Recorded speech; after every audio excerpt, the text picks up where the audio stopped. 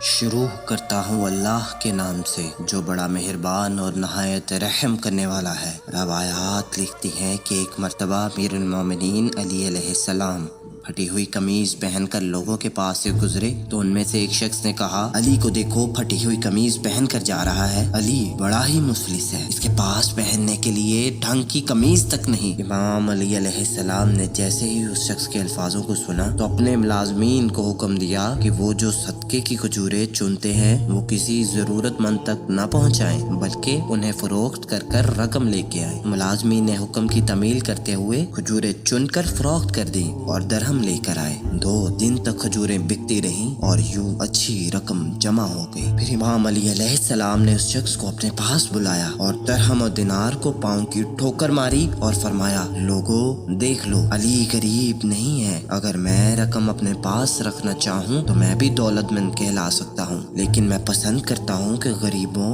اور یتیموں کی امداد کروں۔ پھر امام علی علیہ السلام نے باغ کے ملازمین سے فرمایا، یہ رقم اٹھاؤ اور غریبوں اور یتیموں کے درمیان جا کر تقسیم کر دو۔